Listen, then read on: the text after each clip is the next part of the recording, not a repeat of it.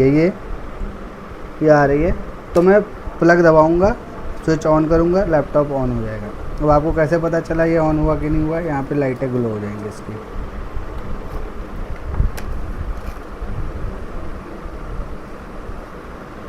अब ये जो इसकी 19 वोल्ट आ रही है, मान लो कि ये अगर यहाँ पे ये 19 वोल्ट नहीं आ रही है, यहाँ पे नहीं आ रही है, तो फिर बोर्ड आगे काम नहीं करेगा। यहाँ पर 19 वोल्ट नहीं आ रही। अब आपको पता है कि यहाँ पर अगर 19 वोल्ट नहीं आ रही है तो यहाँ से यहाँ के बीच के ट्रैक में दिक्कत है। यानी कि अगर हम बात करें, सेम वही बोर्ड उठा लेते हैं, यहाँ से यहाँ के बीच के ट्रैक में प्रॉब्लम है। अब वो ट्रैक हमें कहाँ, यहाँ देखना है डायग्राम पे। यहाँ से यहाँ के बीच में कितने कंपोनेंट लग रहे हैं? ये 2 कॉइल यूज हो रही हैं। सबसे पहले तो हमें कॉइल को चेक करना। अगर ये कॉइल किसी भी कंडीशन में ओपन हो गई, ब्रेक हो गई, तो जो हमारी ये 19 वोल्ट है अडेप्टर की VDD सप्लाई, ये आउट नहीं होगी। मान लो अगर ये आउट भी कर रही है तो ये मॉसफेट है, ये मॉसफेट नहीं आउट कर रहा है, तब भी यहाँ पे सप्लाई नहीं आएगी। अब मॉसफेट के आउट करने के ना करने के रीज़न क्या क्या हो सकते हैं? इसके ड्रेन पर आपने चेक किया और सोर्स आउट नहीं कर रहा है। अब इसका गेट इनेबल हो रहा है कि नहीं हो रहा है? इसका गेट जो इनेबल हो रहा है वो नीचे एक IC लगी हुई है, ये IC इनेबल करेगी। तो आपको इसके गेट पर सप्लाई देखनी आ रही है कि नहीं आ रही है। अगर इसके गेट पर इनेबल के सिग्नल आ रहे हैं और फिर भी ये आउट नहीं कर रहा है तो फिर ये मॉसफेट ख़राब है। अगर इसके गेट पर इनेबल के सिग्नल नहीं आ रहे हैं तो फिर यहाँ पे दिक्कत है, फिर हम इस एरिया में काम करेंगे।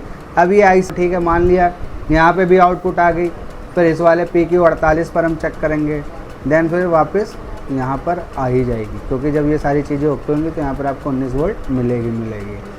तो हमें यहाँ पर ये पता चला कि जो हमारी चार्जर की सप्लाई आ रही है 2 कॉइल 2 मॉसफेट के द्वारा यहाँ करंट सेंसर रजिस्टर पर पहुँच रही है। ठीक है, तो कुल मिला के जो चार्जर की लाइन है वो ओके होनी चाहिए, यहाँ पे 19 वोल्ट मिलनी चाहिए चार्जर लगने के बाद। अब बैटरी की लाइन आप कैसे पता करोगे कि बैटरी की लाइन ओके कि नहीं है? बैटरी की लाइन अगर ओके तो आप चार्जर को हटा देना, लैपटॉप में बैटरी लगा देना, तो बैटरी की आउटपुट सप्लाई यहाँ पर मिलेगी। या आप जब चार्जर लगाओगे तो बैटरी कनेक्टर के 3 पिनों पर आपको 3.3 सप्लाई मिलती है। कैसे मिलेगी देखो, देख लो, देखो ये हमने लगाया, एक ग्राउंड पे लगाई, इससे हमें ये पता चलेगा लैपटॉप हमारा चार्ज हो रहा है कि नहीं हो रहा है। यहाँ पे ये ग्राउंड, ये आ गई 3.3, ये चार्जिंग की सप्लाई है, यानी कि इसमें अगर बैटरी लग गई तो लैपटॉप चार्ज होगा। आ रही है? तो इस तरह से आपको इसके 3 पिनों पर हमें सप्लाई को चेक करना है। तो हमें यहाँ पे ये पता चल गया कि बैटरी का ट्रैक ओके, चार्जिंग का सर्किट ओके, लेकिन बैटरी की आउटपुट आ रही नहीं आ रही वो आपको बैटरी लगा के ही पता चलेगी। कभी कभी आपके पास कोई लैपटॉप आ जाएगा, वो ये कस्टमर ये बोलेगा कि भाई चार्जर लगा रहा हूँ, लैपटॉप चल रहा है, जैसे ही चार्जर निकाल दे रहा हूँ लैपटॉप बंद हो जा रहा है। तो लैपटॉप बंद क्यों हो रहा है? बैटरी भी ओके, उसने बोला मैंने दूसरी बैटरी भी लगा के देख लिया। तो यानी कि इसका जो बैटरी का आउटपुट का ट्रैक है इसमें दिक्कत है, ये आउट नहीं कर रही है। जब तक ये करंट आउट नहीं करेगी, कॉमन पॉइंट पे देगी नहीं, तब तक लैपटॉप बैटरी पे चलेगा नहीं, बैकअप आएगा नहीं। हाँ बोलो, क्या करो? ना ये वाला जो ट्रैक है ये आउटपुट का है, और जो चार्जिंग का ट्रैक है वो नीचे से है। ये देखो यहाँ से, ये 2 मॉसफेट के द्वारा है।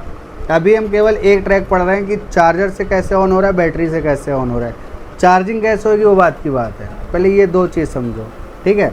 नहीं, जो आपने यहाँ पे अभी बताया रही है वो वहाँ से नहीं जा रही, डायरेक्ट नहीं जा रही, वो आउटपुट का ट्रैक है। पावर चार्जिंग ऐसी हाँ। जाएगी। अब इसमें क्या होता है कि अगर लैपटॉप चार्ज नहीं हो रहा तो चार्ज ना होने के बहुत सारे रीज़न होते हैं। ये IC है, इस IC के अंदर ना पिनें दे रखी हैं, इन पिनों की अलग अलग अपनी अपनी एक कन्फिग्रेशन होती है, एक इसके सिग्नल्स होते हैं। ये सिग्नल्स आपको चेक करने पड़ते हैं कि SDA आ रहा है, सीरियल डेटा क्लॉक आ रहा है, सीरियल डेटा लाइन आ रही है, तभी आके बैटरी चार्ज होती है। तो ये सारी चीज़ें आपको DSO से चेक करनी पड़ेंगी। कैसे चेक करनी पड़ेंगी वो अभी हम चेक करेंगे।